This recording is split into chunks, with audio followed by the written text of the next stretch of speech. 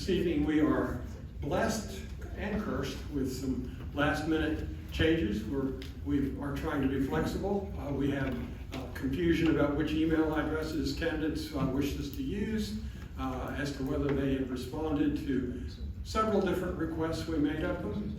But we have found room at the table for all the candidates that have shown up this evening, except for one. Mr. Les McIntosh has just got off an airplane about an hour ago, and I believe he was flying into BWI. His cell phone tells us that he's going to be here between 6:15 and 6:30. He will be in plenty of time for the second half of our proceedings, and until that point, we have a member of his campaign with us. He has a cell phone that's going to be connected to Mr. McIntosh, and you will have a voice in the first half and a face and a voice in the second half. So, my name is Richard Wilson. I'm the president of the League of Women Voters. Yes, the League of Women Voters has men as part of the group as well. We are a nonpartisan organization, which means that we do not endorse candidates or parties. Our focus is on education, and that is also the focus of the Hagerstown Area Religious Council, one of our partners in this evening's proceedings. As you may know, the League was formed after the passage of the 19th Amendment, and the women who now had the vote said, oh, now we have a problem. We need to do education because women had not participated in the political process at all. So education is still the main thing that we do. We thank my written remarks say thank you for the 7 candidates, but I think we're now at 9, maybe 10, who knows? Individuals who have determined that they have time in their lives and interest in serving the public. And this is very important, part of our democratic process. The TV screen that, well, you all can probably see a laptop. Candidates see a TV screen that displays the timing for the first question that we'll put to them, which is 2 minutes. As it counts down, when it gets to 15 seconds left, the screen turns yellow. That's your warning. You've got to begin wrapping it up. And when it goes to 0, it'll turn red. Ms. Martinez, who is our moderator this evening, will let you finish your sentence, but she will start leaning on you if you try to sneak in a second and third sentence. Okay? Also during the first half, members of HARC and the League who have worked with us on putting this together will be circulating in the audience. They will give you a 3x5 or a 4x6 index card. If you have an issue that you'd like to bring, we have a little bit of room in the second half for audience submitted questions. And so they will be working on those, sorting them, trying to figure out which 3 questions are basically the same question, and they will give them to Ms. Martinez at the beginning of our second half.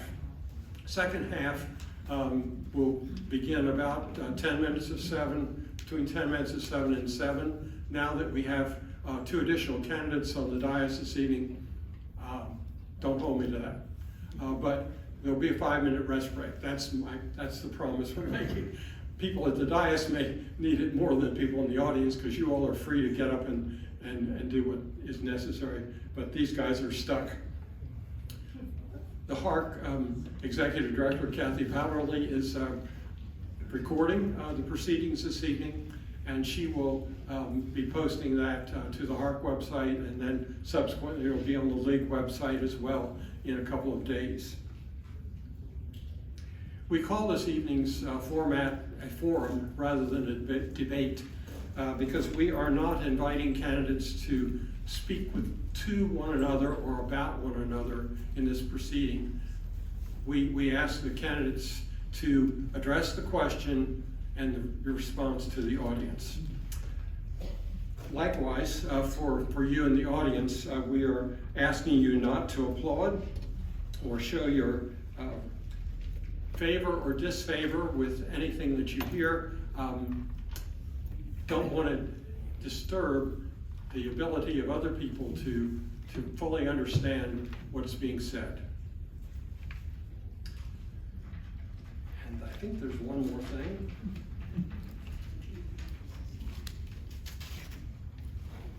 I need to introduce Ms. Martinez. Tamara Martinez. Richard, people may want to know they can validate their parking ticket over here. There's a small machine on the table over here. Okay, we will go over that after the break. I hope no one's leaving during the first half. Okay. Tamara is a residential development professional, a community leader, and an active volunteer in Washington County.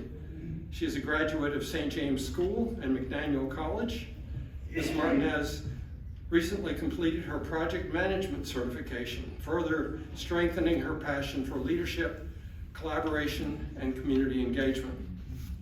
Through her professional work, nonprofit service, and civic involvement, she is committed to build strong connections throughout our community. So please join us in welcoming Ms. Martinez as tonight's moderator, and with these housekeeping announcements out of the way, let us begin our forum.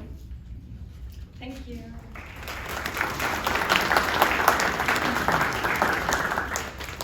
Good evening. You can all hear me? All righty.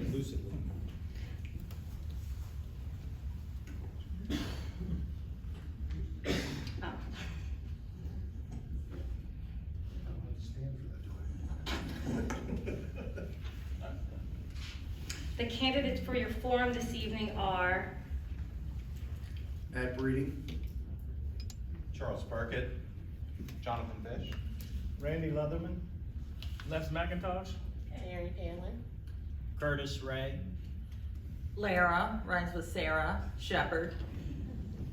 Dave Williams. Thank you. We would like to begin our questions this evening by giving each of you 2 minutes, okay, to introduce yourselves. Please include how your experience has prepared you to serve on the Board of County Commissioners and how you would approach the responsibilities of the role. We'll start with you. As I said, my name is Matt Breeding. I've been a Washington County resident since 2009. I retired from the U.S. Army in 2014 at the rank of Lieutenant Colonel.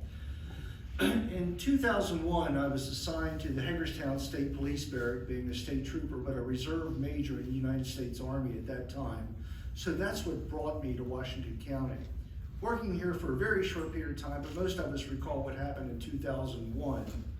I got called to active duty and the Army let me retire in 2014. So I retired from both the federal government and the state government. So I have extensive amounts of governmental experience.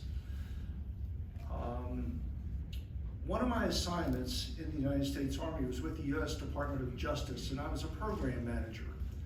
And by the way, I got to interrupt. You graduated from McDaniel? Well, I graduated from Western Maryland College before it became McDaniel. So, with my alumni here. But I have an extensive background, and I've served really since I was 18 years old, and I would offer there's no one in Washington County government whatsoever that has more experience in government than me. And that's probably a negative in many ways because I'm not a strong government person. And I've got 39 seconds left. I am now your current Washington County treasurer. And as the treasurer, I've seen the inside workings of the county government. And about 2 years ago, I swore that I would never run again. But watching how the county government works and seeing the problems that I think I uniquely see from an independent voice, I decided to step up one more time. And I'm retired twice, and I was happy being retired twice. And I'm doing this against the advice of my wife, who is sitting in the back of the room. And it has caused some problems, but I'm here to serve. Thank you. Next. Again, my name is Charles. I prefer Charlie. If you ever interact with me, I'll tell you, I'll correct you. Charlie, please. I am a lifelong Washington County resident. Been married for 29 years.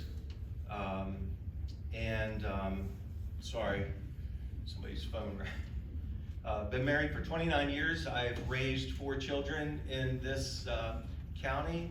I've fostered somewhere now between 30 and 40 children in this county, and involved in the community in different ways. I started out at the age of 27 after working a number of remedial jobs, decided that I could do this for myself, and so I built 3 successful businesses. A cleaning service that I owned and operated for 24 years and employed 25 plus people at a time, hundreds probably over those years. And I also owned some properties down on Locust Street, including one that had a little deli in it that I then, I see somebody shaking their head, my cream of crab soup was the best. But enjoyed that. It was a family restaurant, and really enjoyed the community and working with people in the community. I saw our family restaurant, Perkins Deli, as a outreach to the community. I was appointed to the commissioner seat, and I'm the only one up here, I think, who can say that, you know, a lot of Republicans will tell you that they'll have lower taxes, all those things. I'm the only one that's sitting up here that can tell you I voted and pushed for 3 tax cuts in the 2 years that I served. I currently sit on the Board of Education, was elected the last election cycle to the Board of Ed. Moving on. Thank you. My name is Jonathan Fish. I'm 37 years old. I've lived in Washington County for 6 years now. I was born in California. My father was in the Navy, mom was an editor in the newspaper, moved around a lot growing up. One of the places I spent a lot of time was in the Panhandle in Florida, near Pensacola, which is a rural district like here. I can't deal with the Florida heat, so my wife and I moved north, and we settled here in Hagerstown, and we've fallen in love with Washington County. We're raising 3 kids here. My oldest goes to the magnet program at Fountaindale Elementary. I'm running because my wife and I have been here 6 years now, and we haven't felt the county moving in the direction we like. We haven't seen a plan for the future that we agree with. We wanted to contest every seat this election, but more than that, we wanted to change the conversation about what it's possible for your local government to do and show people that you don't need to be established and connected to get involved in local politics. You can step forward and put your ideas out there, and people will respond to them. So I'm here, I am fully in support of public education, affordable housing for all, improving healthcare outcomes in our county, and trying to deal with the myriad of problems that are coming our way as we move through the next several years. Beyond that, I like to read and hike, so you know, I'm a pretty average guy.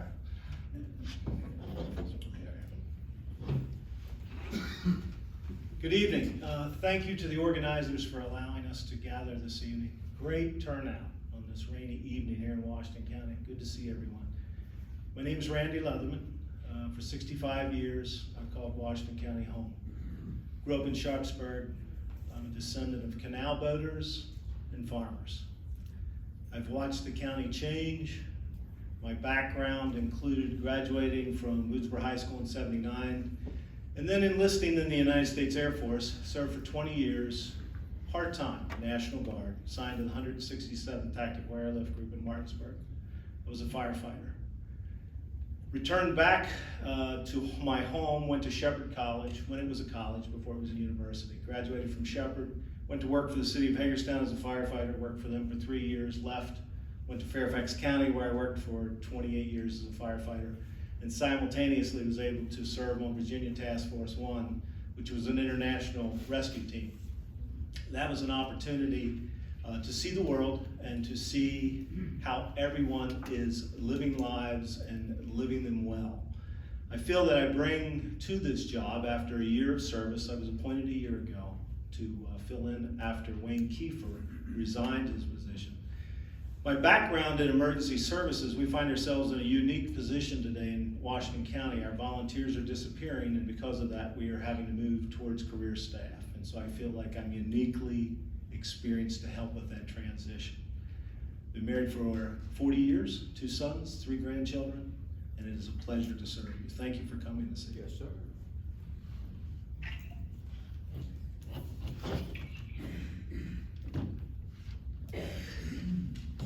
You're next. You're up. All right. Hello. Greetings to you all, and thanks to HARC as well as the League of Women Voters for having this forum. But I want you to know my name is Les McIntosh. I live here right in Washington County. And to make it short, I'm a husband, I'm a parent, I'm a businessman, and I am a pastor. And through those things, as a husband, I've learned the importance of communication and transparency. As a parent, I learned how to manage resolutions and create a discernment for that will be great for counties and municipalities. I'm a businessman that doesn't understand budget and fiscal responsibilities. But as a pastor, I've learned to take difficult moments and help meet that moment of conflict with a resolve and a care for the concern of my constituents. I'm a former vice president of the NAACP, as well as a former vice president of HARC as well, just to get into this race, just to be inspired by what we were doing in that place of talking to the table, that now we can talk at the table. And with that, I believe we'll bring upon transparency, accountability, and responsibility, and you can get more with McIntosh. Thank you.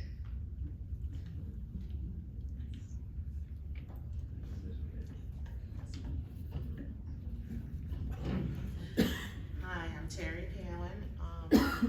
I'm not here to compete against anybody. I'm just running because I care and I want to help people in the county.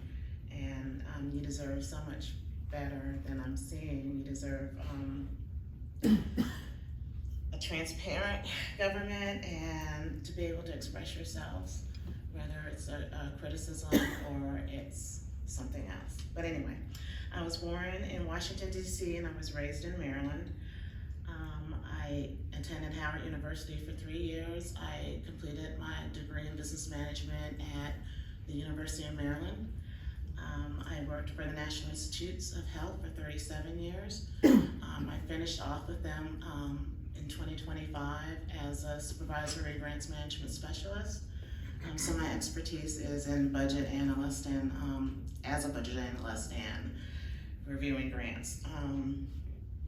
I also volunteer with the Society of Research Administrators International, and I'm currently their president of the Northeast section, so that's all the Northeast states that belong to our association. I was also a treasurer for their chapter and also for the Northeast section. I have one daughter who is 33, and she is a mental health counselor. I raised her as a single parent, and that's my one greatest achievement. I did it while working full-time, and I did not have any real help doing it. So I'm glad you all came out, and I hope you enjoy the forum. Thank you guys for having me and being here today. My name is Curtis Ray, and I'm running for County Commissioner here in Washington County.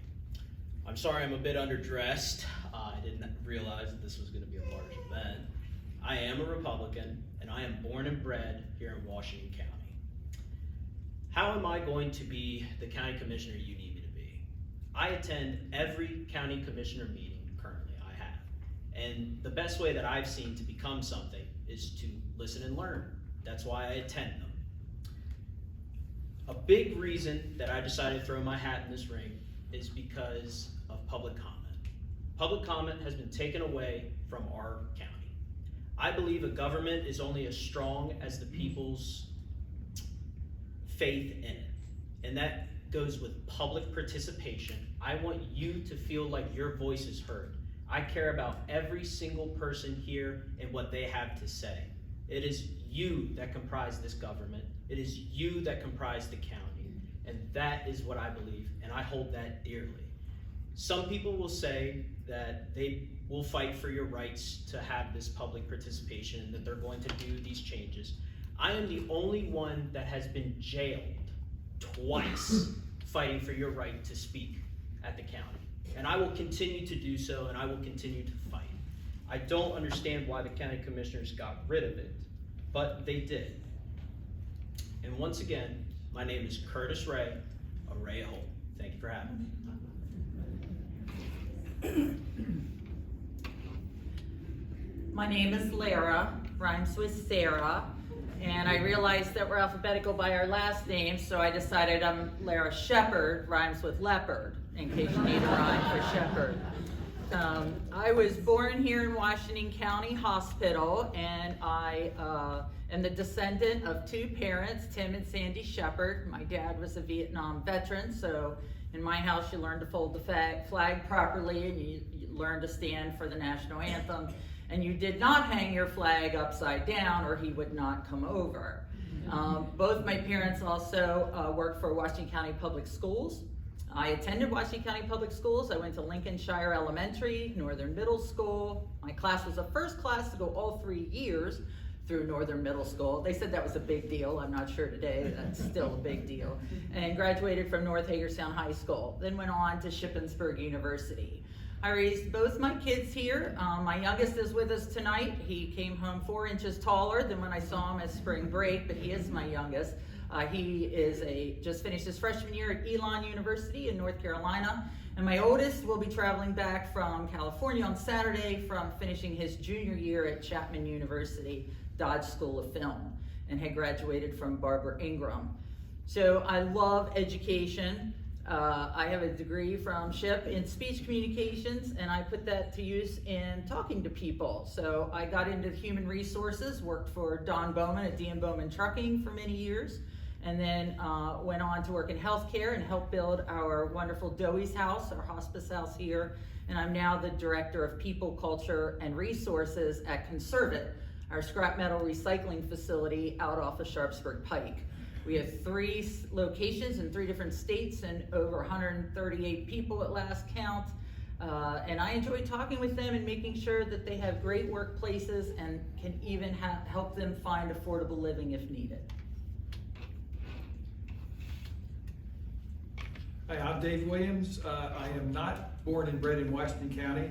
I've only lived here for 49 years. I understand that when I hit 50, I'll be able to claim honorary status, but I've lived in Smithsburg for 38 of those years. I've been married 45 years to my wife, Melissa Williams, who you may know from her 12 years of service on the Board of Education, 8 of those years as president. I have 3 adult children. I'm retired from Washington County Public Schools after a 40-year career as a school library media specialist. Clear Spring Middle School, I was there for 12 years. My longest stint was at South High for 19 years, and then I had 5 years at Williamsport, a couple years at BISFA, and a couple years at North High. During that time, I was active with WCTA, serving as a building rep, board member. Throughout my kids' lifetime, I was a Cub Scout leader, served on the Smithsburg Library Advisory Board. We were the group that got the new building started out there. And also served on the Washington County Reading Council before it was disbanded. Currently, I'm active with the United Democrats of Washington County. I'm active with Washington County Indivisible. I plead guilty to being responsible for the messages over I-70 if you've traveled Friday afternoons and seen those people on the Appalachian Trail. I was a candidate in 22 for county commissioner. Of course, I was unsuccessful, or you would probably know more about me. If elected, I'll be working for positive results, not for re-election. I'm approaching this opportunity to serve as a 4-year chance to do what's needed without obligation to any special interest group. I'm retired. I'm not relying on the commissioner's paycheck to pay my bills or the benefits for health care. I'm not a realtor, a contractor, or a business owner. I have no personal business interest to favor. I'll be working for just one group, and that's the people of Washington County. As you should.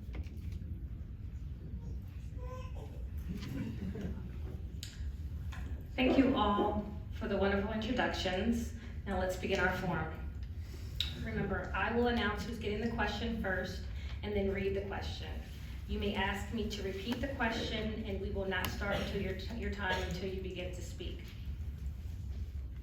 We're gonna start with Mrs. Palin. What energy will you bring to the discussion of combining municipal and county services to increase efficiency?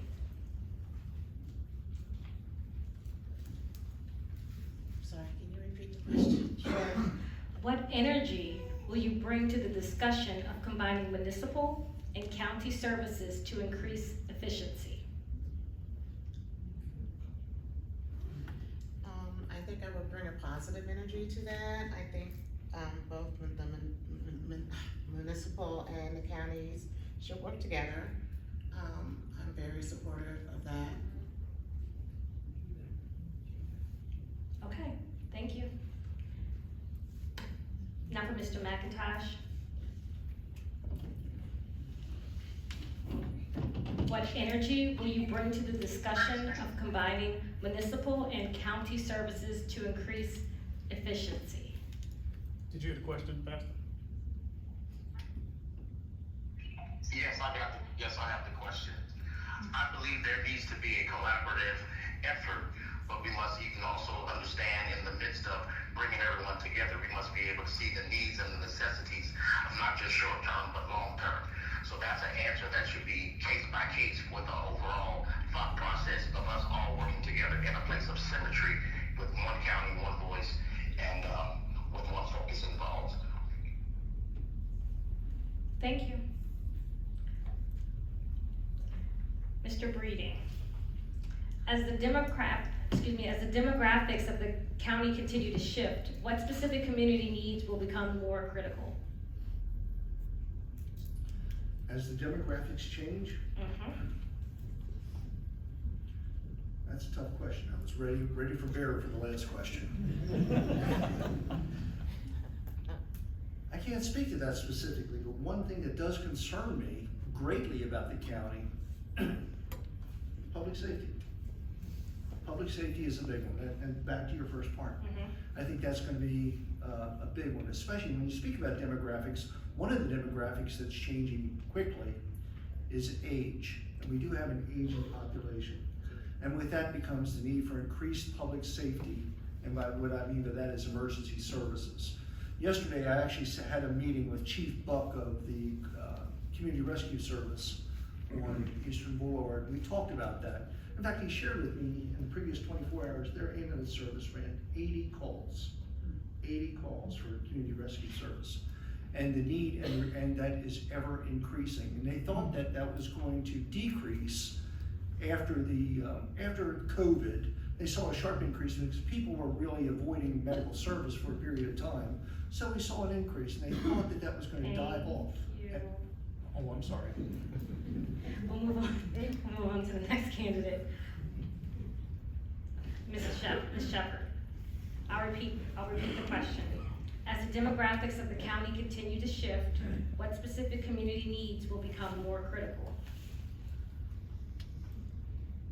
Right now, we're already struggling with affordable housing, and just in the work I do with reentry, trying to find people who are just getting their first place is absolutely unaffordable. And I think a lot of people are moving out this way because there is a better lifestyle, and unfortunately they just can't afford things. And I just think about my kids coming out of college, and where are they going to find a place to live? And on top of that, of course, our EMS and fire department services really we need to take a strong look at that, because the more growth we have here in this community, the more we're going to need people to assist us.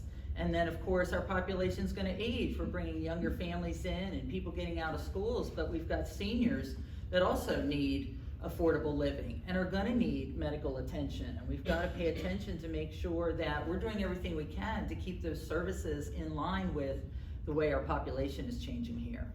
Thank you very much. Mr. Burkitt, I'm gonna pose a question to you. As the demographics of the county continue to shift, what specific community needs will become more critical?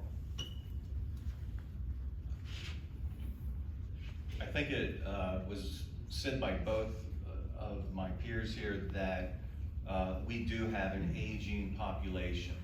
And I think that when I was serving as county commissioner, I think of the Commission on Aging and the trouble that they had being able to serve meals. And I really pushed, we ended up having one year a $70 million surplus. And so I really pushed to make sure that every one of them was fed. And I think that's important. We are gonna get older. It's a fact of life. And also, I think we need to examine maybe some type of property tax credit or something for those who have reached retirement age. They've paid property insurance all their lives, and I think that's going to be important for that age group. Thank you very much. Now we're moving on to our next topic. We'll start the questions with Mr. Fish. What efforts would you support to make Washington County more attractive to middle-income families who have moved to West Virginia and Pennsylvania? Oh, that's a good question. So I believe this question kind of ties in with all of this talk of changing demographics and how you integrate municipalities with the county. In order to make Washington County more attractive, we need to be blending what we consider city and rural environments. We need more mixed-use zoning, more attractive job opportunities for younger people, because one of the reasons that the elder population is growing so fast is that young people are not remaining here. People's kids are growing up, moving away to where there are better opportunities. I would work very closely to begin integrating municipalities. I've already met several people who want to work closer with the Board of County Commissioners to better use our services and distribute them across the county and examine job growth and housing opportunities throughout our county. Thank you. Next question is for Mr. Williams. What efforts would you support to make Washington County more attractive to middle-income families who have moved to West Virginia and Pennsylvania? One of the prime motivators for moving to Washington County and to particular places in Washington County is the school system. If we can offer great schools, we're going to attract great people to live here.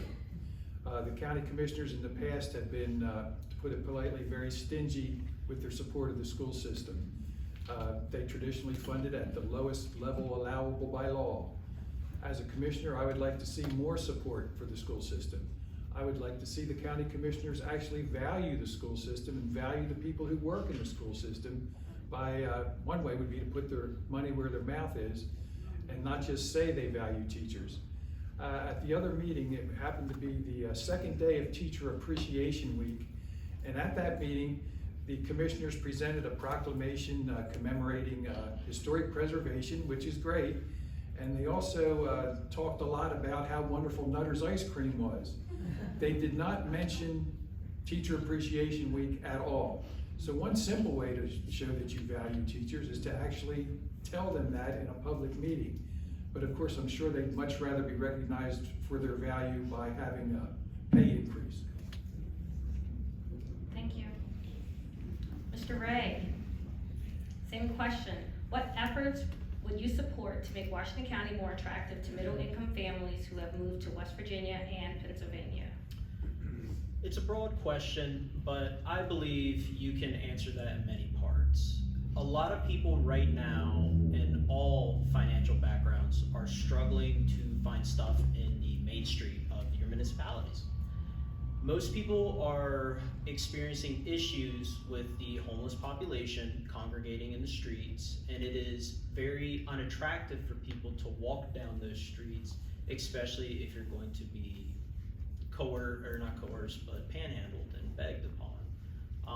We need to actually create ways to provide more support for our homeless and get them where they need to go, so that way our downtown is actually more, the term I would use, more appealing for people to walk, to people to actually enjoy their community and not be afraid to go outside, because that's really what's happening. People are avoiding downtowns now. They're avoiding their municipalities. I want to bring that back. That's how you get the middle class back. That's how you get Thank people you. walking downtown. Thank you very much. Moving on to the next topic. This question is for Mr. Leatherman. Please describe your process for gathering information on complex issues and how you balance competing interests when making difficult decisions. Great question. Great question. Washington County, we're fortunate, our government has personnel who are able to supply a great deal of the information that we need with regards to the decisions that we make. But by and large, the information that I receive come from you. I have a tremendous number of emails that arrive, text messages that arrive, and my daily living in this community and hearing from the residents what their concerns are. And so many times, issues that face us, we've already heard from you. We've heard from the residents. We understand what your concerns are, and so we're able to act. We've perhaps already positioned ourselves in such a manner and gathered some information from our history and from our government employees that prepares us to make those decisions. All right, thank you very much. The next question is, same question is for Ms. Palin. Please describe your process for gathering information on complex issues and how you balance competing interests when making difficult decisions. Well, I'm a person that does a lot of research, so first I would research the issue and I meet with all the pertinent groups and individuals involved, and I understand that the government here, it receives emails, but I'm also hearing from people that they don't get any responses to their emails or their texts.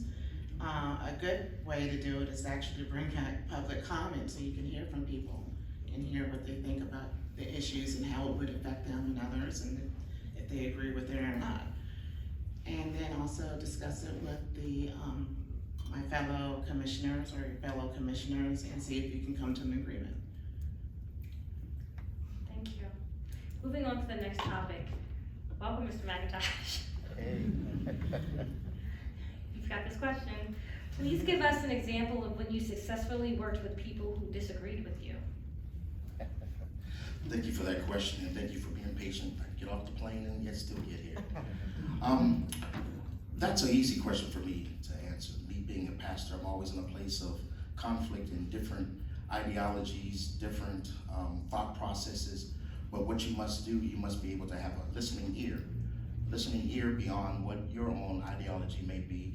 And with the constituents, you ought to find yourself listening to them.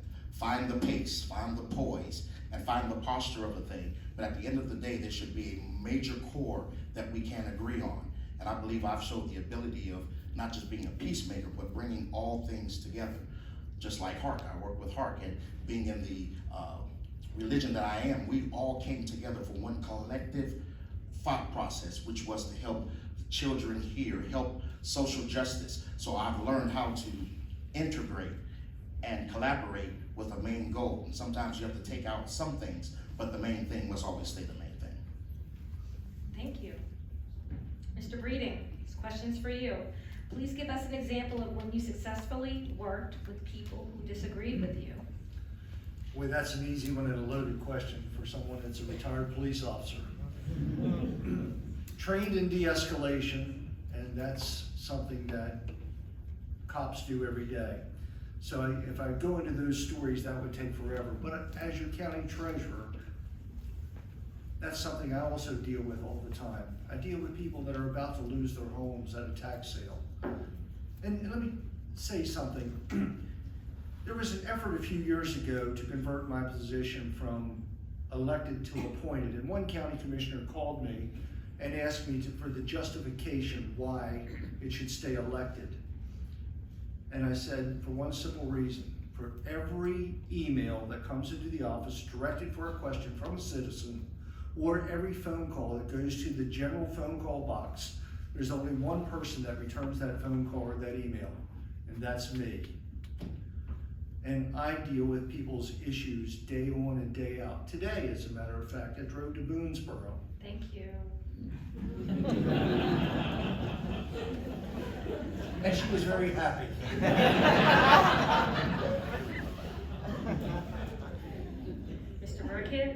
for you. Please give us an example of when you successfully worked with people who disagreed with you. It is a tough question. I would say that I have a lot of things going through my head when I was serving as commissioner. I really pushed. There was, believe it or not, there's a water issue for those of you that aren't from Washington County. There's a water issue in the county, there's this dysfunction between the city and the county. And I kept saying, why can't we figure this out? We gotta come together and talk. If two sides aren't willing to come together and talk things out, you're not gonna get anything done. And so myself and one other commissioner and 2 city council members got together and discussed ways of fixing the problem. And so whether you're Republican or Democrat, you have to be able to talk things out and find that middle ground. Where can you meet at? Thank you. Thank you. Moving on to the next topic. This question is for Ms. Shepherd. What would you like Washington County to look like in 10 years? Well, I'll be 39 in 10 years.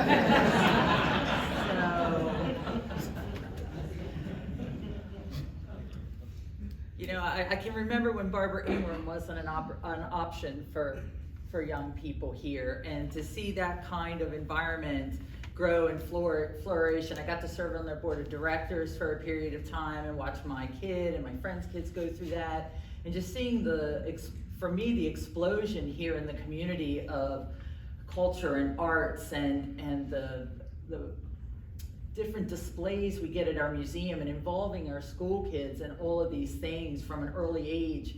It just shows me what we can be, and bringing the new stadium here. I mean, I remember being less than 29 and wanting to move away, and then deciding I wanted to come back. And I watched some of my friends come back, and they are just so impressed with all the things that have changed. And I just think if we can get the right people at the table to work together, we can have a great place in 10 years. Thank you very much. Mr. Fish, this is for you. What would you like Washington County to look like in 10 years? Oh, this is a fun one. So in 10 years, I would hope that every citizen of Washington County has a roof over their head. I think that we've seen plenty of public works programs and policies that allow this to be a reality. I'd like everyone to have food security in our county, and I'd like our school system to be a model for the state, instead of catching up, barely meeting standards. I'd like to see more pipelines through our schools to local careers.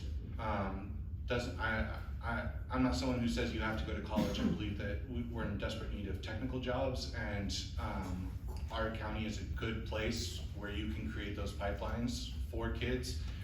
And also lots of mixed zoning, places where people don't need cars to go to their jobs. They can live, work, and shop all in the same location. Thank you. Moving on to the next topic. This question is for Mr. Williams. How will you prioritize a positive working relationship with Hagerstown elected government leaders? I would say that's right up at the top. Number one priority, to be able to work with the people in the city of Hagerstown. Right now, the relationship is strained, to say the least. I was speaking with the mayor of Hagerstown this morning at the county commissioner meeting, talking about the lack of transparency exhibited at the county level compared to the wide open transparency that the people in the city and the mayor and the city council, they exhibit at all their meetings, with work sessions, actually talking about what they want to do before they take their votes. Whereas at the county level, they sit down at the dais, votes are taken on topics that you don't know how they arrived at that decision. You don't know what talking went on behind the scenes for them to arrive at that decision. So we have a lot to learn from the way that the city council operates, and I think I would highly prioritize a good relationship with the city of Hagerstown and the other municipalities. Thank you. Mr. Leatherman, this is for you.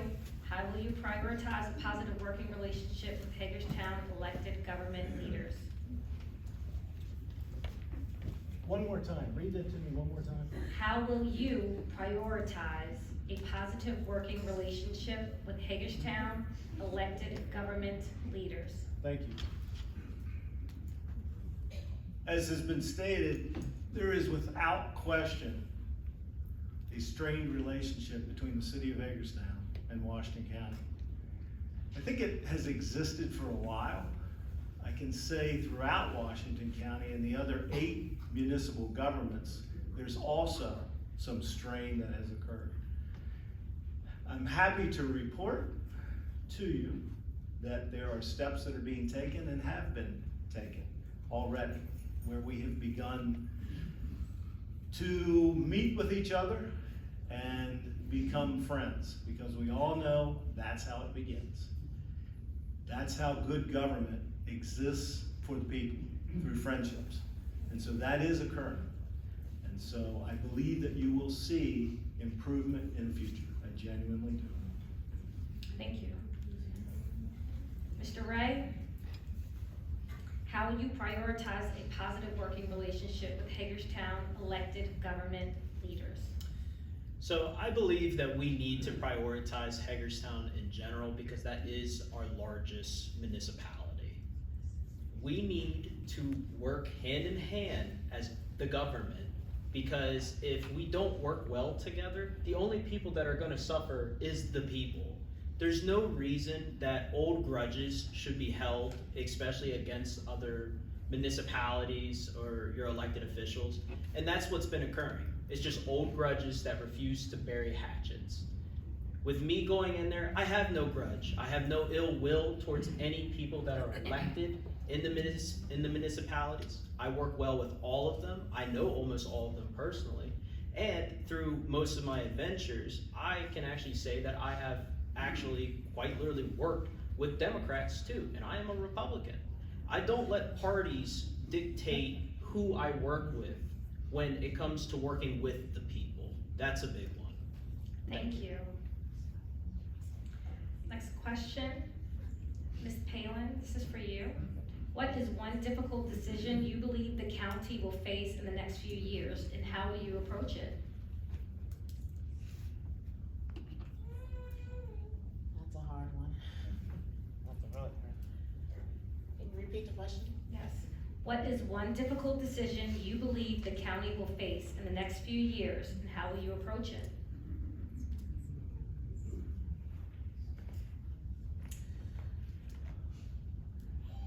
I think if the county and the city can't work together now, you know, it's hard to see them working together in the next few years.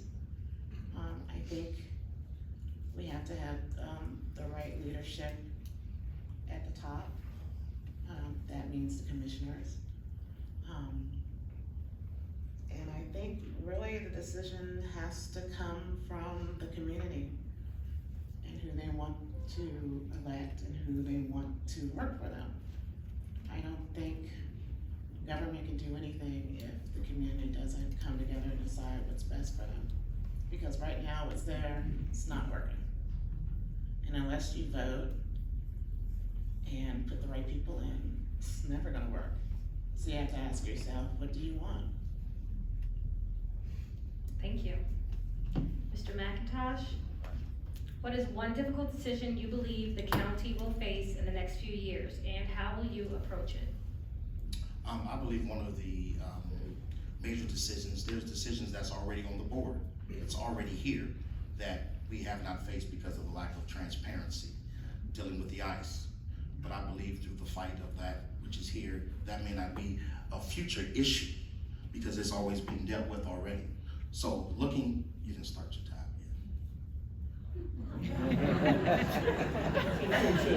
That's all right, that's all right. Gave me time to put another answer to the priority that was already said.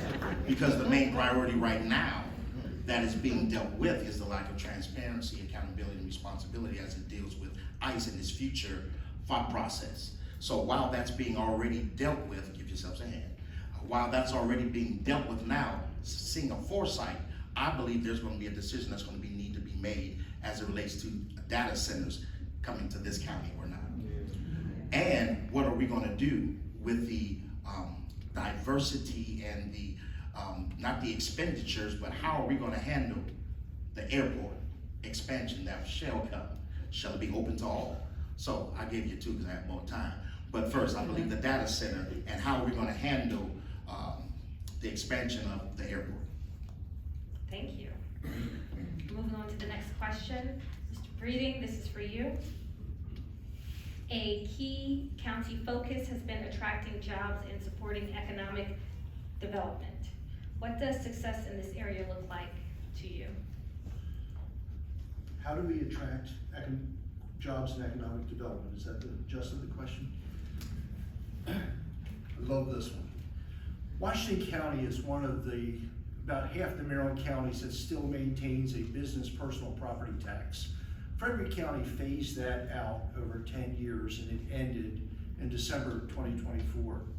And I believe Washington County has to look at that. As I heard Commissioner Leatherman a couple of weeks ago at another event say, people work in Washington County, they live in West Virginia and they retire in Pennsylvania. There's some truth to that. So back to your previous question, a problem we're gonna face going forward is keeping our population here. We're a county of about 160,000 people and an aging population. But what we have to do to keep our economic base here is to keep our people here. Our people earn money, spend money, their kids come here, they go to the school. We've got to find a way to encourage businesses to come here. They provide for the economy. Thank you. Ms. Shepherd? A key county focus has been attracting jobs and supporting economic development. What does success in this area look like in your eyes? Well, I think we gotta start by working with our school system and starting at the ground up with our young people and funding them, not just in education, but you know, it's kind of a joke to say, well, I'm not good at math and I don't know what I'd be doing with math. The social media is just covered with all kinds of people complaining about math. And I think about, gosh, I'm glad I'm driving over a bridge where engineers knew how to use math. I'm glad I'm in a parking garage and they hired people that knew how to use math and calculate, making sure that structure stayed together. So I think it's important to invest in our schools so that our kids are coming out with great information and knowledge and skills and abilities and want to come back and put that in here. You know, I'm so proud that we were able to build the school, a medical school, so hopefully some of our kids that are looking at the sciences and medical futures, that they want to stay here and practice in a population where they grew up. And also our trades, you know, investing in young people so that if they're better with their hands, that they can learn how to work with their hands and get those kinds of companies to bring their work here. Thank you. Mr. Burkett, same question. A key county focus has been attracting jobs and supporting economic development.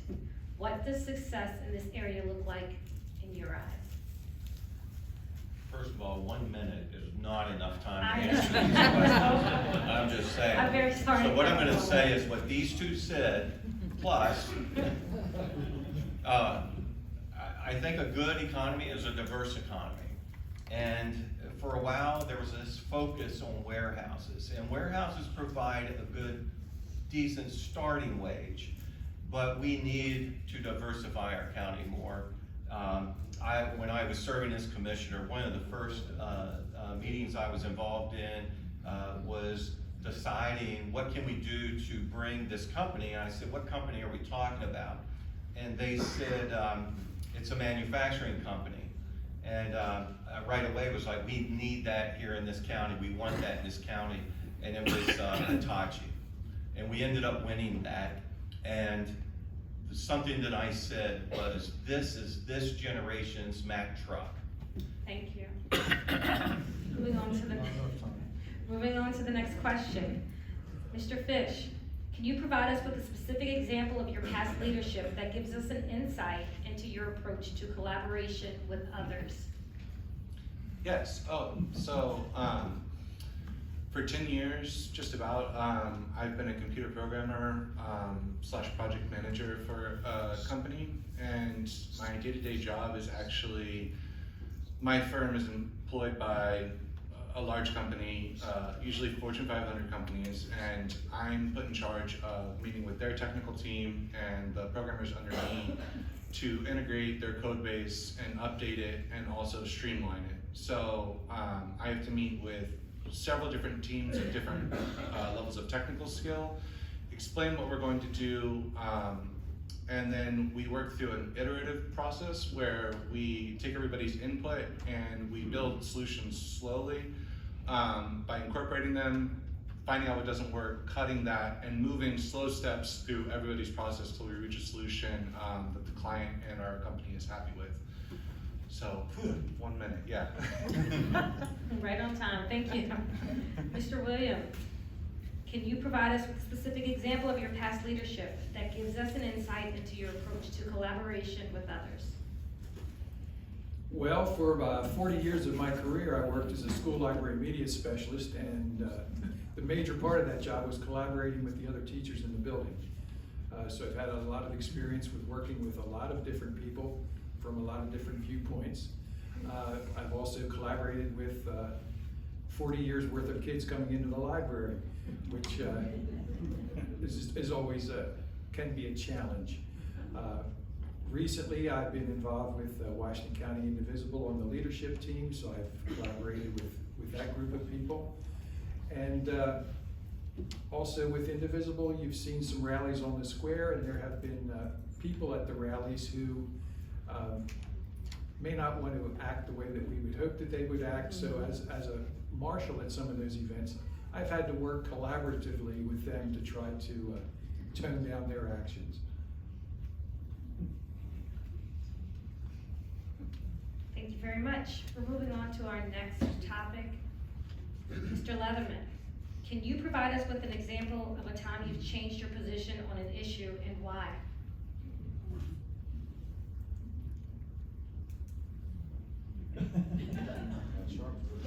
That is a fabulous question. I'll take that. I would, yeah, you know, my position has changed as I have matured. Full disclosure, I am a Christian, and I have a wonderful relationship with my Creator, and that has led me to where I am today, and a satisfaction that I wish each one of you could have. I have a peace that is truly beyond understanding. And so that is probably what has led me to receive family issues in a completely different light than I ever could before. And so that I would have to share with you. And I would hope that each of you could reach the same peace that I've found in my life. Thank you. Thank you. Thank you. Mr. Ray, can you provide us with an example of a time you've changed your position on an issue and why? So I changed my position on landlords. I'll start this very easily. I was the one that went out for the Northern Avenue issue where about 60 some people became homeless overnight because of a landlord that did not pay their utility bill properly.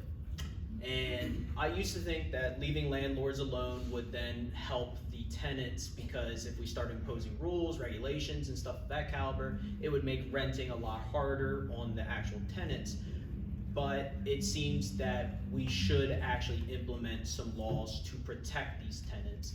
And through no fault of their own, they were displaced. They became homeless overnight. And we didn't have anything to protect them. It was a major tragedy. And I was the pioneer to actually bring this forward at the municipal level to say, hey, it's time we actually start regulating this. We can never allow this to happen again. So that is where I changed my position. Thank you very much. Mrs. Palin, can you provide us with an example of a time you've changed your position on an issue and why? It's Ms. Palin. Excuse me. That's okay. Repeat it one more time. Sorry. Can you provide us with an example of a time you've changed your position on an issue and why? Okay, so there was a time when I thought I would never move to Hagerstown.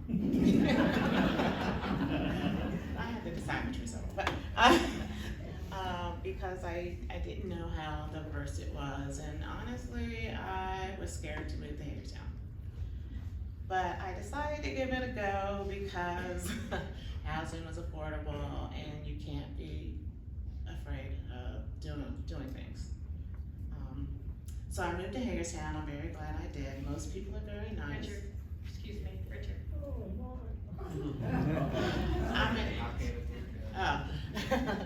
Most people are very nice here. I have been called a racial slur once while driving here, but that has not deterred me. I am determined to stay and enjoy my time here because I love the mountains and I love the nice people, including most of those who are sitting here at this table. And I'm glad I did change my mind. Thank you very much. Next question is from Mr. McIntosh, excuse me, Mr. McIntosh.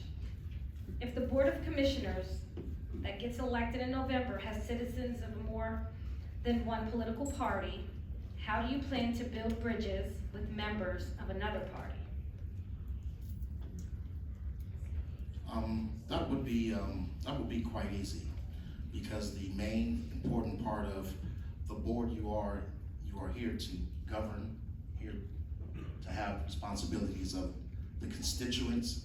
So we are all here regardless of what our party may be and regardless of what differences we may have. We still have a major symmetry in what we're trying to get done.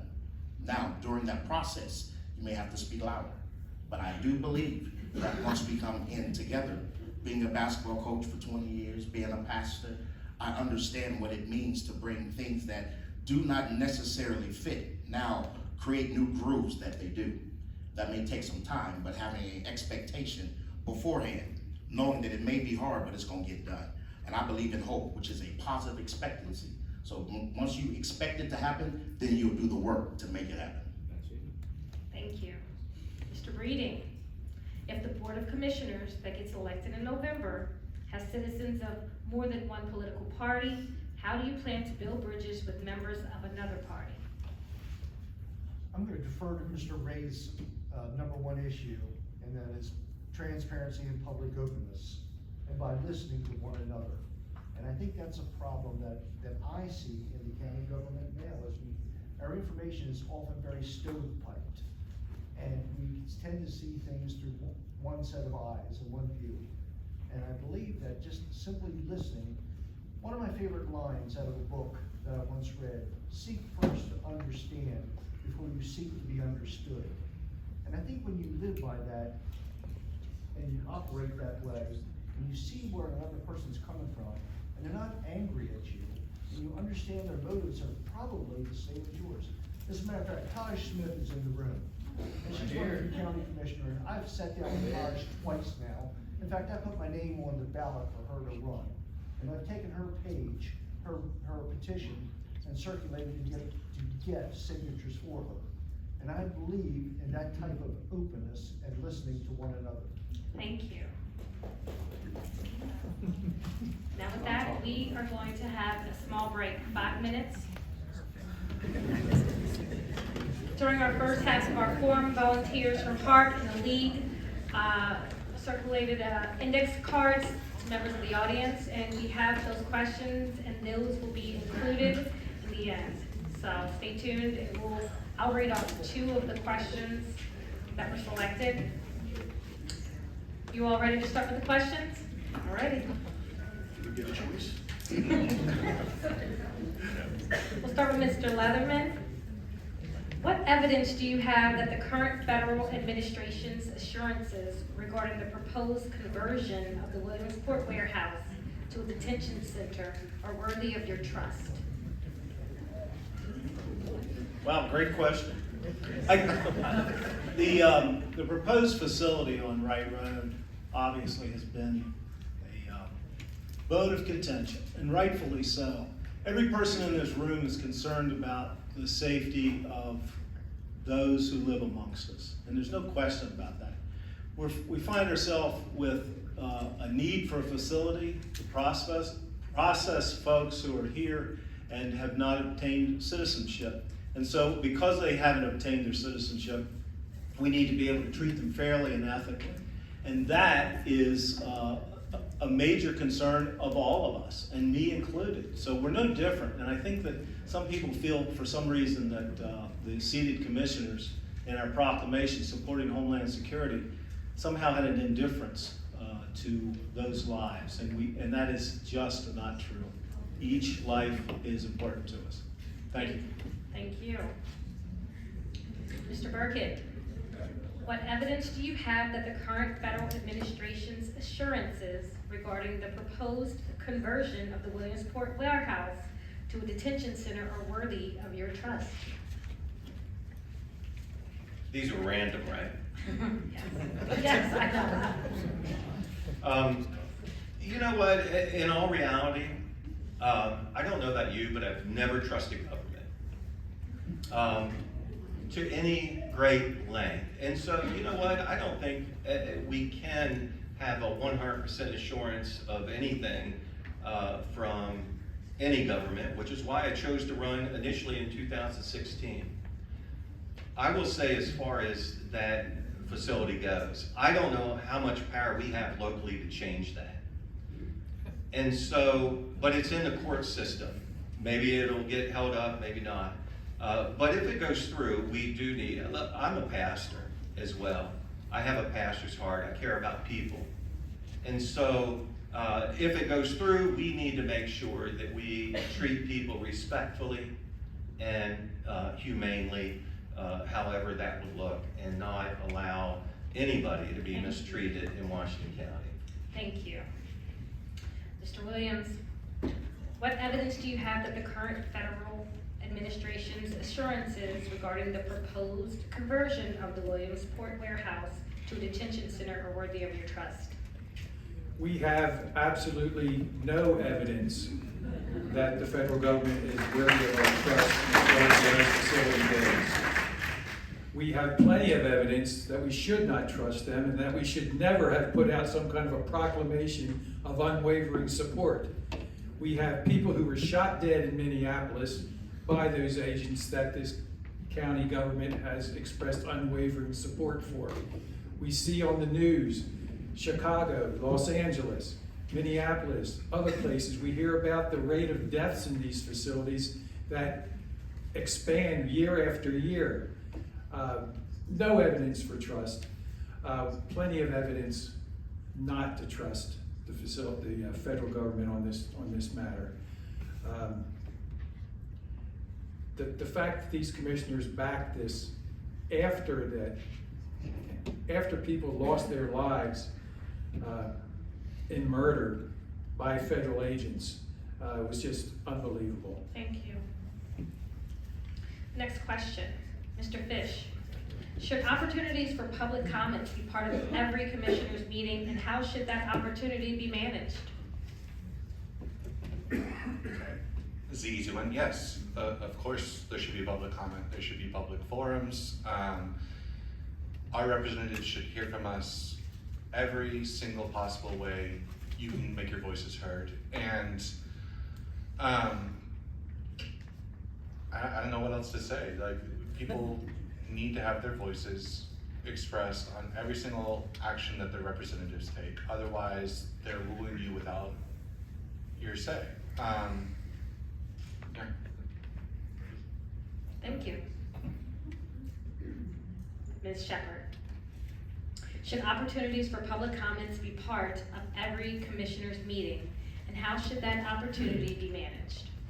Absolutely. Maybe we'd have trust in our own local government if we had public comment and open doors so people could come in and hear and see what's going on. Or if you couldn't come in person, you could at least hear it on the video if you were tuning in.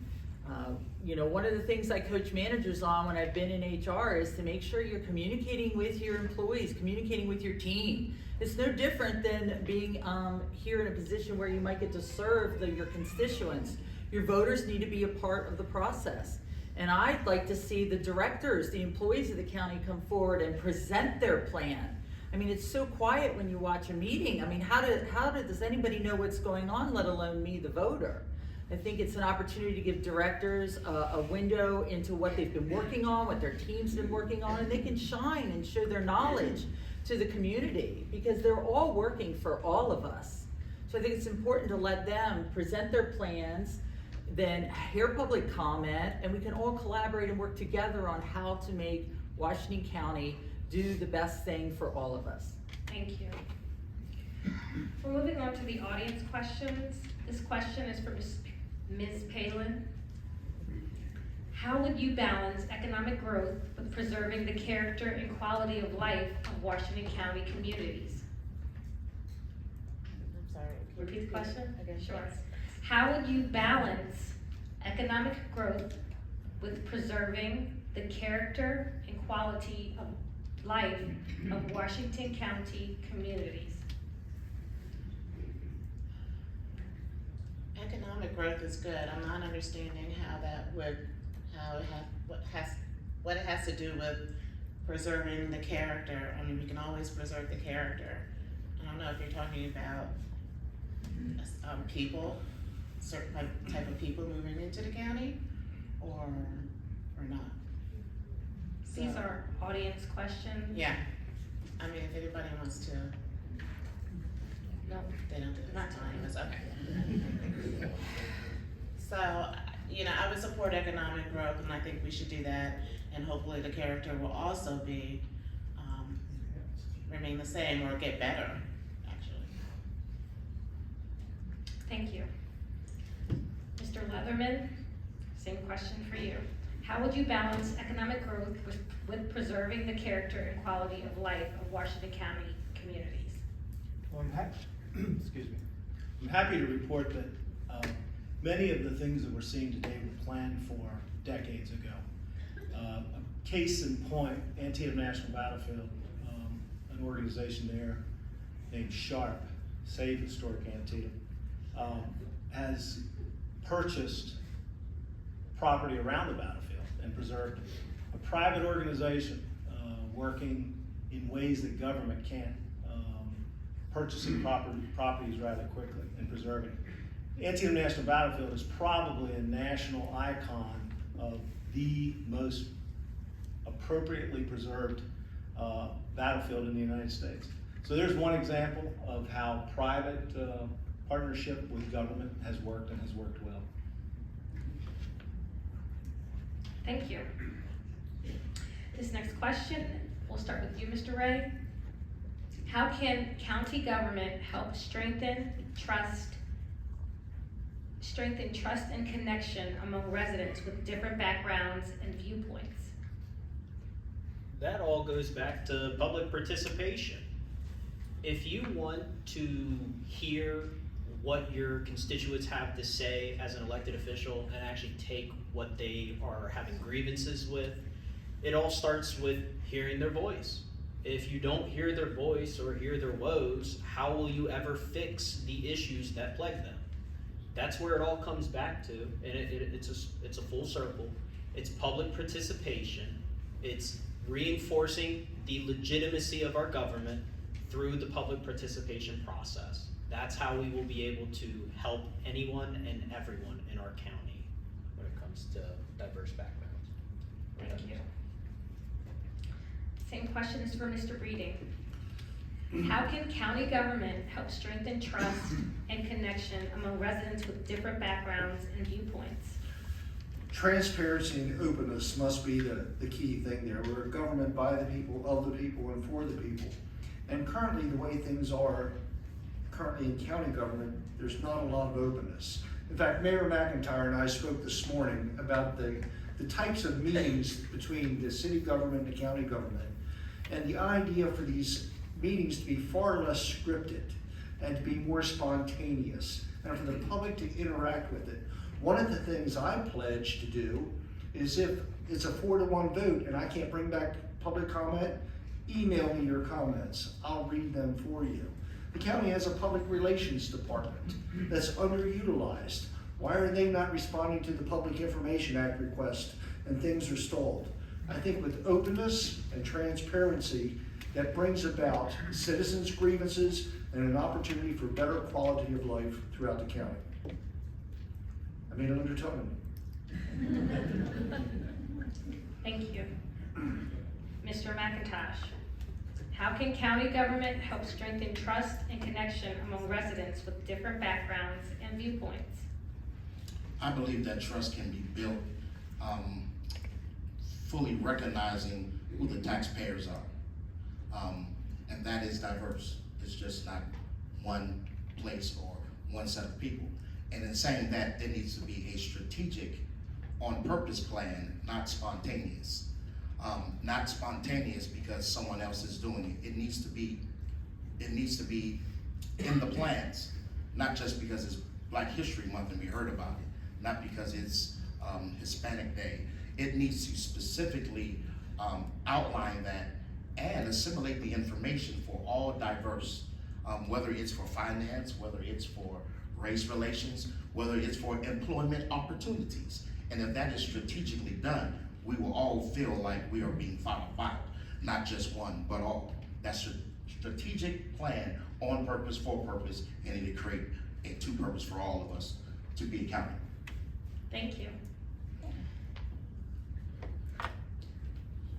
Moving on to the next question, Mr. Williams, what are your views on the county's current level of public debt? Repeat that, please. Sure. What are your views on the county's current level of public debt? Well, I think the current levels of debt are acceptable. I don't think we're doing anything to incur too much debt.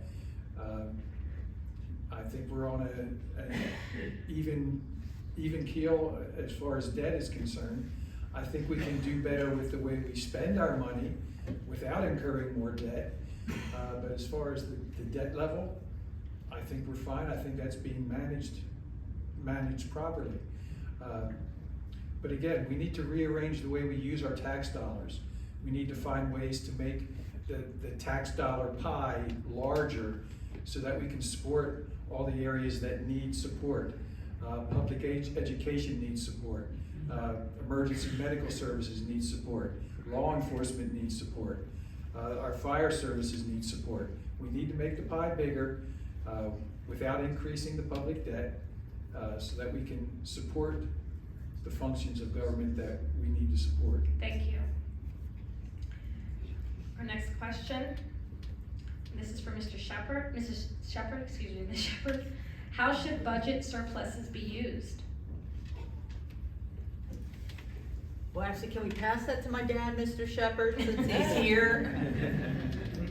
You know, it's certainly nice. There's not too many conversations where people are having surpluses. Certainly not in today's economy and what's going on. There's not too many kitchen table conversations, I think, where people are saying, oh, we have a surplus. Let's do this, that, and the other. But I think when you have that opportunity, that's when you get to sit down and you get to look at the list of things that you've been trying to improve in your community, the list of things that we keep pushing to the side because we just can't do that right now. And as a lot of people have mentioned, we have some serious issues we need to think about, and one of them is our fire and rescue. We've talked about our growth, and we're growing. I don't know if anybody's ever thought about it, but I was talking to one of my friends who works in another county, and he was like, Larry, do you know how long it takes for a home to burn? He said if it's an older home, it's gone in 15 minutes. And if it's a newer home, you have like 10. And if your kid's inside and you're waiting for the right person to get there, they might not get there. So that's absolutely some of the things that we need to look at, is putting that extra that we have into what this community needs. Thank you. Mr. Burkett, how should budget surpluses be used? Well, interestingly enough, I think I mentioned earlier that when I was served for those 2 years as commissioner, the first year we had a $74 million surplus. And so somebody mentioned that about the debt that the government has, that we have in the county. The debt is some, the government didn't earn your money, they took it from you. And they need to respect that. And when they are seeing those kinds of surpluses, they need to be tightening their belt a little more, taking some of that money back, or giving some of that money back. And you give it back in ways maybe of paying down that debt, And also, as I said, we strengthened anything that dealt with people. I was behind. I pushed for more money for children, for the elderly, and so we need to, anyway, there's a lot that could be said about surpluses. The next year, we had a $40-some million surplus. Thank you. Mr. Breeden? How And do you- this year, we have a $25 million surplus. And I believe that, that's not I believe, it's a fact, and Charlie just said it right. The government doesn't make any money. The government's not a profit center. The government shouldn't profit off of your money. It is your money. The government doesn't grow anything, make anything, do anything to make anybody's lives better. They live off of your back, so it's your money. If we have a surplus, it belongs to you. I'm a strong advocate of tax cuts and returning money back to where it came from. If we take in your money and we use it properly and there's change left over, May I have your attention, please? This is a reminder, the library will be closing you in should 30 get it back. minutes. So I'm a strong believer in 30 that. minutes. Also, as a reminder, the public computers log off in 15 minutes. This year, If you I are can parked speak in to our something lot, that happened please interesting. ticket at The the county's front. 1099 for the bank came through my office, and I got to see it for the first time. And I saw how much interest we just earned on the money that we have on deposit. And it was an amazing amount of money. That's the only place we really earn any money other than the investments. But as far as that, it's yours. I believe it belongs to you. And I believe you can spend your money better than the government can. Thank you. Yes, sir. Moving on to the next question. We'll start with Mr. McIntosh.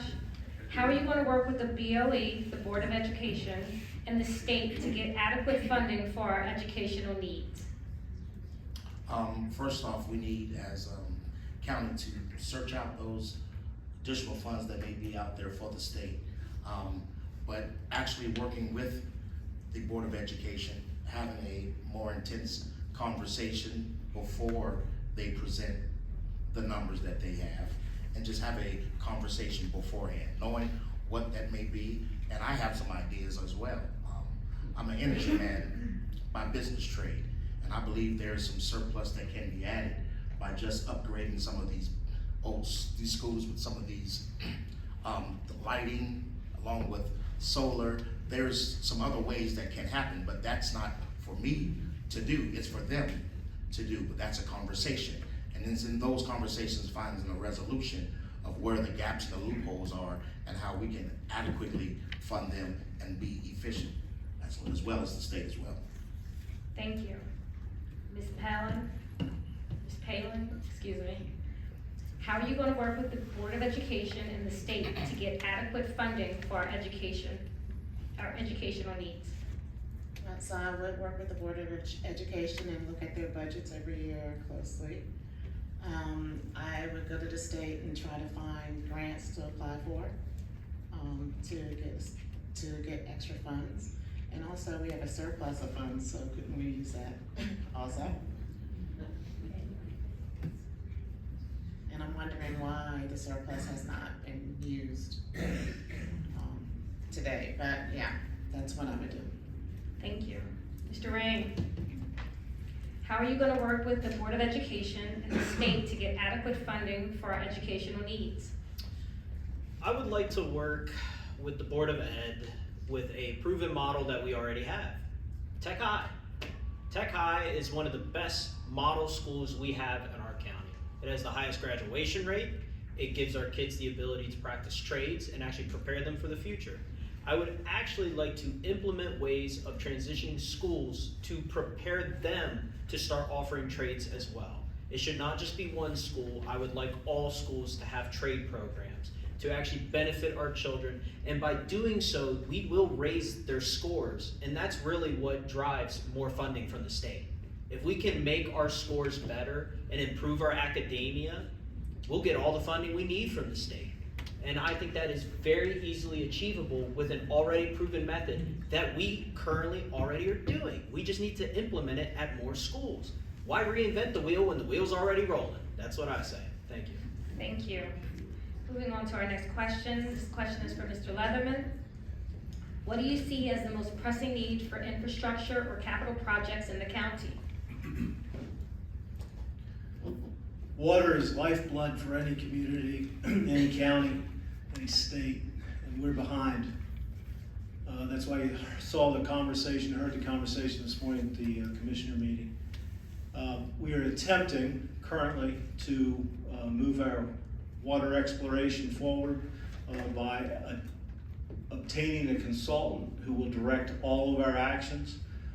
The city of Hagerstown has been a wonderful supplier of water for Washington County for a long time. And the system that will be drawn up and built by Washington County will complement that system. It's not two competing systems, but we will work together with the city of Hagerstown to be able to supply the best water system that we can to the citizens of Washington County in a cost-efficient manner. Thank you. Thank you. Mr. Williams, what do you see as the most pressing need for infrastructure or capital projects in the county? One of the most pressing needs is for the replacement of school buildings. Capital contribution towards the replacement of buildings has always been less than needed. The water and sewer situation is another area that's going to need capital investment.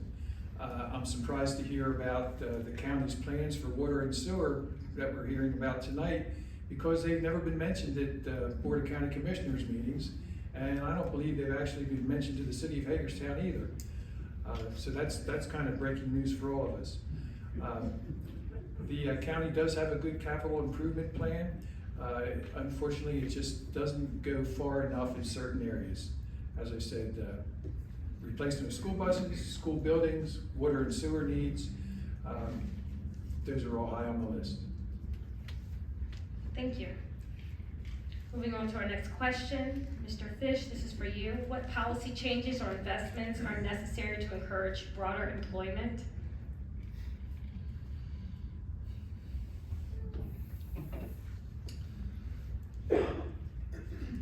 So policy changes that would need to be implemented to encourage broader employment.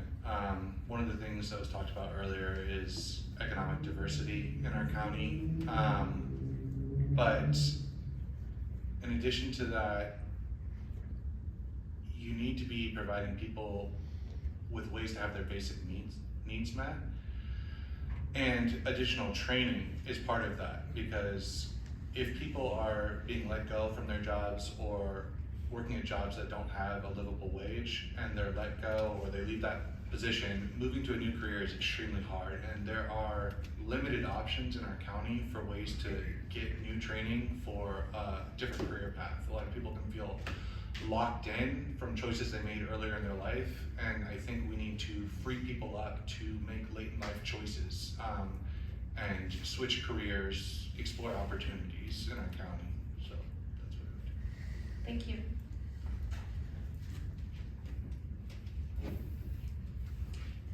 Ms. Shepherd, what policy changes or investments are necessary to encourage broader employment?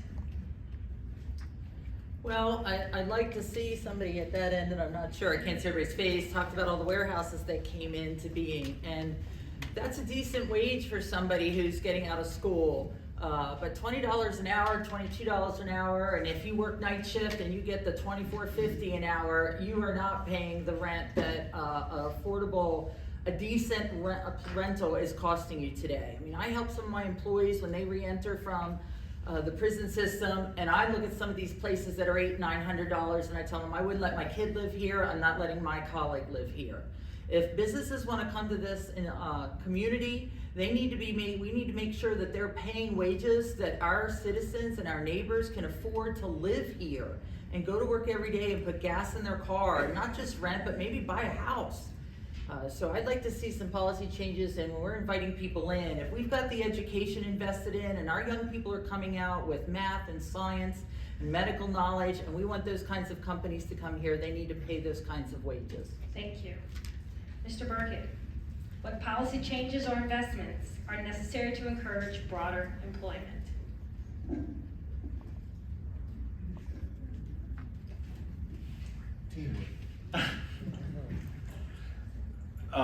Can you repeat that question one more Sure. time? Sorry. What policy changes or investments are necessary to encourage broader employment? I think Matt Breeding earlier said about the business tax. And so I think that would be a start to encourage people to come to Washington County, maybe even bringing better paying jobs. I was the one who mentioned earlier that we need a good economy as a diverse economy. And so we need to look for those companies that bring those higher wages, white collar jobs, manufacturing back to Washington County. And yeah, I said the same thing. The $20 an hour job at the warehouse is a good place to start. It's better than McDonald's where I started, but it's not enough. And so we really need to try to focus. And that may even include some tax incentives and those types of things that we did for Hitachi that brought them here. Thank you. Moving on to the next question. Mr. Breeding, this is for you. What one part of county government would receive more attention if you were elected? Public safety. And I think public safety is the #1 priority of government, and that's been my background. My son's a firefighter in the county. I'm a prior EMT, prior state trooper. And in the Army, I was in the military police corps. I also work part-time now for the U.S. Marshal Service. I'm a deputized U.S. Marshal as the District Security Officer for Northern District, West Virginia. And as such, I see people in all walks of life. And I believe it is absolutely the priority. In fact, yesterday, while with Community Rescue Services Chief Buck, we were talking about that, and I think we even have to start looking down the road. And I'm a Republican saying this, and my party is probably gonna beat me up for this a little bit, but one thing I think this is such a priority that I would go out on a limb and say we might even have to start looking at a fire tax for the benefit of public safety for our citizens. Thank you. Finally, we'd like to extend our thank you to each of our candidates for providing thoughtful responses to our questions. We have 2 more questions, but we will not have time because the library will be closing. So, in conclusion, please share with our audience why voters in Washington County should cast their ballots for you in the upcoming primary election. You'll have 2 minutes for this response. And with 9 of you, it'll be 18 minutes, and we are cutting it close. Okay, we'll start with Mr. Williams. Thank you all for coming this evening. Changes can't happen without trust and support from the community. And with the lack of transparency that currently exists with the Board of County Commissioners, that's going to be one of the first things that we have to address. To do that, I want to return public comment to business meetings, schedule evening meetings so more people can attend, have work sessions where issues are discussed publicly and not behind closed doors. I want to establish communication norms that require meaningful responses to citizens' questions and encourage citizen input and public discussions. And I think there needs to be some actual codifying of meeting rules and procedures and not just having it made up on the fly minute to minute. I pledge to be accessible, reply to calls, emails, and letters with meaningful responses, and I want to adhere to both the letter and spirit of the Open Meetings Act. Once we have established the community trust in the Board of County Commissioners, the long-term challenges that we've talked about here this evening that require hard decisions can begin to be addressed. We have challenges facing us for fire emergency medical services, future water and sewer needs. The landfill capacity is going to need to be addressed. We have to replace the aging school buildings. We have transportation issues. We have road issues. We have affordable housing issues. And we have Commission on Aging elder care issues that we need to address. All of those things can only be handled transparently and with the cooperation of the public. So to do that, first we have to start by reforming the way the Board of County Commissioners operates day to day. Thank you. Ms. Shepherd? Just a reminder, my name is Lara, rhymes with Sarah, Shepherd, rhymes with leopard if you need that too. I guess the biggest thing I want to remind you is that I care.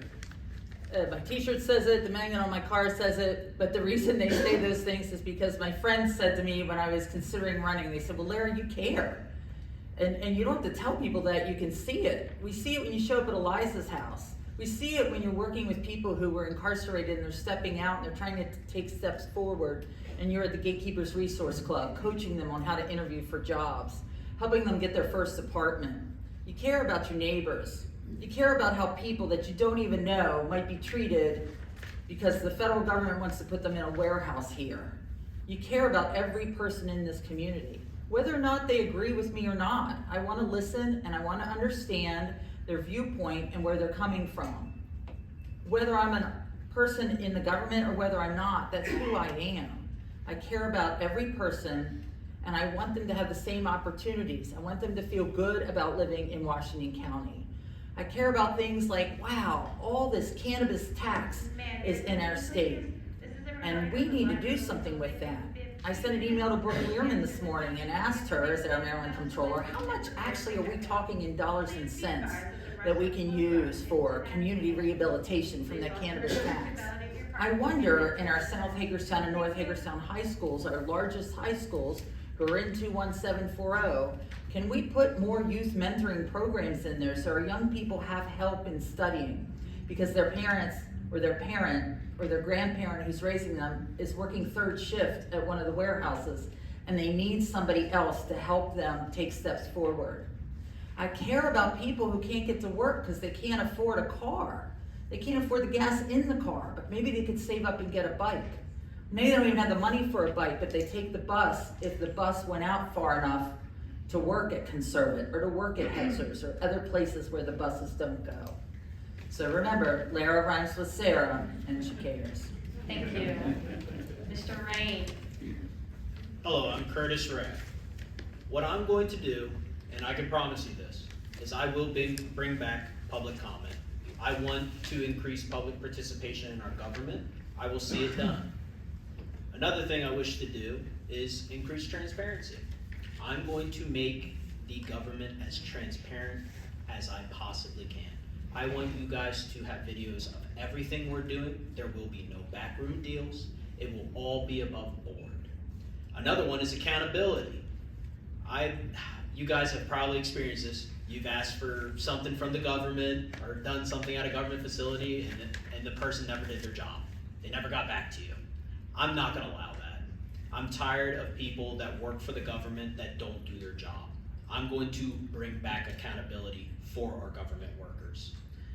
Another thing is I'm gonna bring monthly meetings with all municipalities.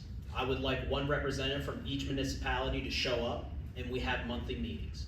That's how we grow as a community. We don't isolate ourselves and say, this is our county and then that's the municipalities. We're all in it together and we need to work together. I want to fix and enhance our waste treatment plants. If we are going to grow as a county, we need to fix our utilities. They are aged and they need to be revamped completely. We need to create a plan and assist with capital projects to do that, especially for our municipalities. I will continue to fight for your rights. As I said, I went to jail twice now, fighting for your all's ability to have free speech. I will continue to do so with all I have in my heart. I truly believe everyone has a right to speak in their government. And I've shown my resolve by doing so. I wish to offset the tax burden on the citizens by utilizing our airport. Our airport is a gold mine that is not being utilized. I can pretty much make a lot of your utilities free, your trash free, your sewer free, if we utilize the airport more. We just have not for some reason. Thank you. Curtis Ray, a ray of hope. Thank you. Thank you. I will mention really quickly, your parking passes can be validated after the form. Okay, so we're Please, running Miss. out of time, so I'm gonna be quick. Literally everything Lara and Curtis said. I would bring back meetings, the commissioner meetings at night, so that everybody could attend. I care about people. I don't care if you're a Democrat or a Republican or unaffiliated. It doesn't matter. I wanna help everyone. Yes, I am Les McIntosh, and I believe you can get more with McIntosh. It's been spoken already about transparency, accountability, that I think Ray stole from me. That was it. And responsibility. And with that, I believe that I'm going to bring upon a change. And that change has to start from somewhere. That change has to come with a vigor. That change has to come with being a peacemaker. That change has to come because you're working with a board. And with that board is what makes that change. So you need someone on that board that actually believes in that change and believes in the people. That we will change from this place from just being known as a warehouse and detention centers. That we might be able to move and use what's already available, like Meredith, like our education, and allow our symmetry to come, that we can change the economic development here without changing the preservation of this county. Having the foresight and having the mindset and the willing, through the rain, through the delay, to move beyond obstacles like I did on the phone. Been running all day, but I was determined to not just be here, but that my voice be heard. That my voice be heard, that you might be able to hear and see the passion not to quit, the foresight to say that there must be a change, and the change must happen now. And there must be a diversity of it, because diversity is what's coming. And there's richness in diversity, and not just in race, but there is diversity in thought process, that the ideologies will change, the mindset will change, and it will allow our children that are leaving after high school and after college to go somewhere else. And I believe that during this election, that if you vote more for McIntosh, it will begin to create a momentum, and that momentum will begin to change some mountains, and mountains can be moved, and we can see real manifestation of a change right here because of you. Vote less McIntosh, more for McIntosh. Thank you. Thank you. Thank you very much for coming this evening. Thank you for listening to me and to all of us. We've got a lot of great choices up here, I do believe. Newsflash, I'm one of 5 commissioners currently seated, and I am in support of public comment. I need 2 more votes. My background in emergency services, I think, qualifies me for one of the major obstacles we're currently facing. I look forward to having that dialogue with citizens and with fellow commissioners as we move through that. Additionally, something that is not sexy at all and will never get you elected is utilities. In this county, our water sewer is our lifeblood, and we have to address it, and we haven't. We've started that dialogue, and I would like to continue that. Finally, I would like to share with you one of my passions is flying. So I'm a private pilot, and I fly the tri-state area, in fact, the quad-state area, quite frequently. We are not unique in the number of warehouses that are along our roads. I know they're not liked, I understand that, but they are everywhere.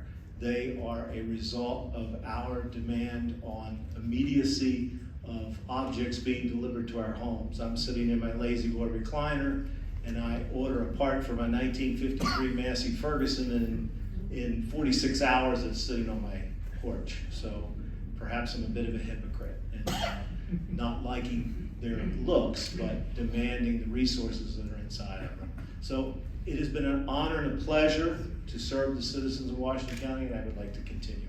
I ask for your vote. Thank you. Thank you. Thank you. Mr. Fish? So, to add on to what's been said,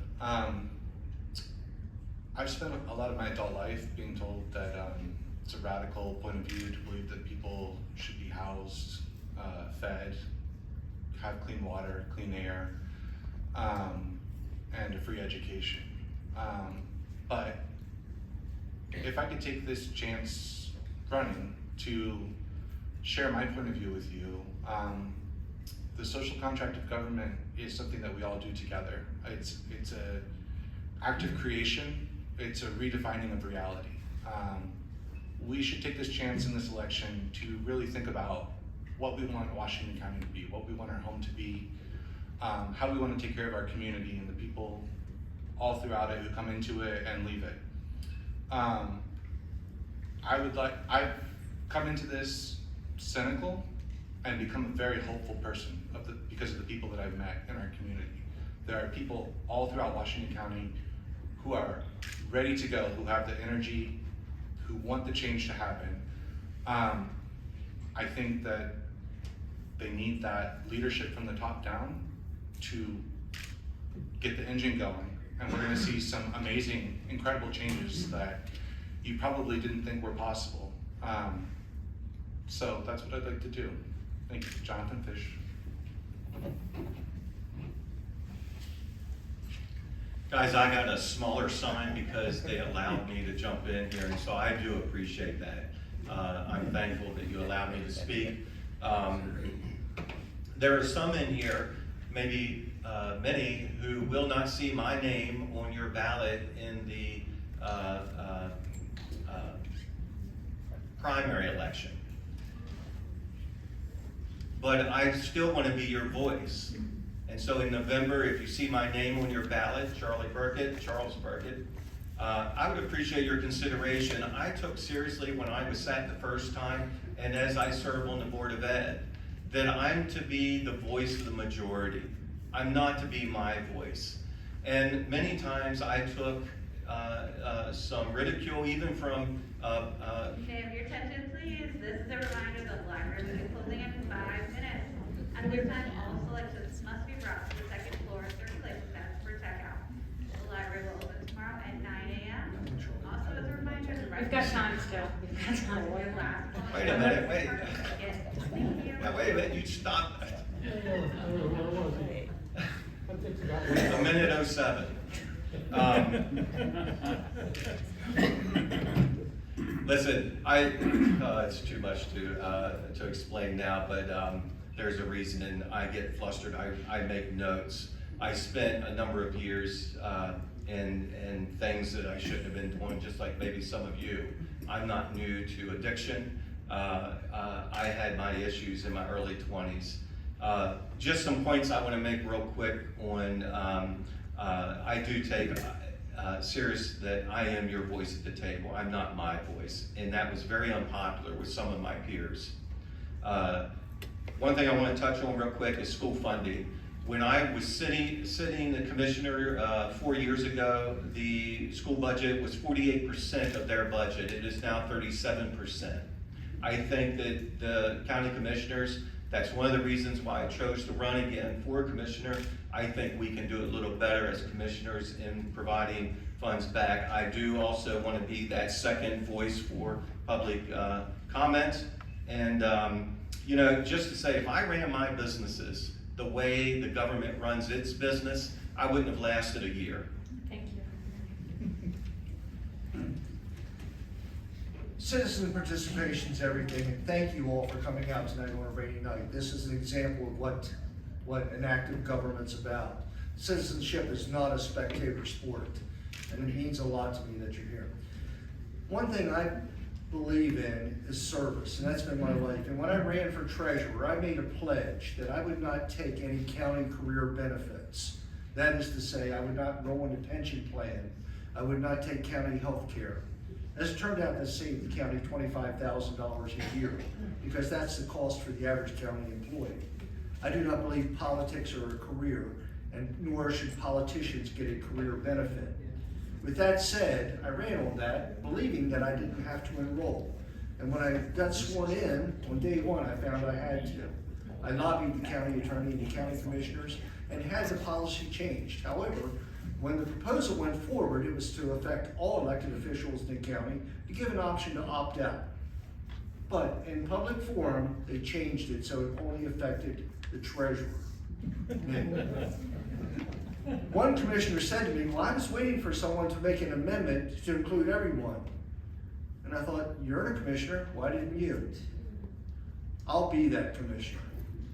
I am not about career benefits. My life has been about service. When I was 42 years old, in the Army as a major, and the cutoff is 35, when I was 42 years old, I enlisted my son. I gave him his enlistment oath, and he joined the Army. He joined an airborne civil affairs unit, and somewhere the Army got the great idea father and son should go to airborne school together.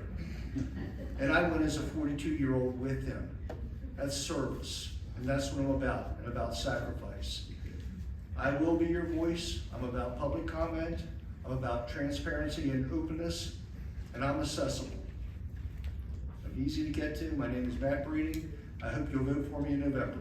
Thank you. Thank you. Thank you all, residents, for being here this evening, and to everyone who joined.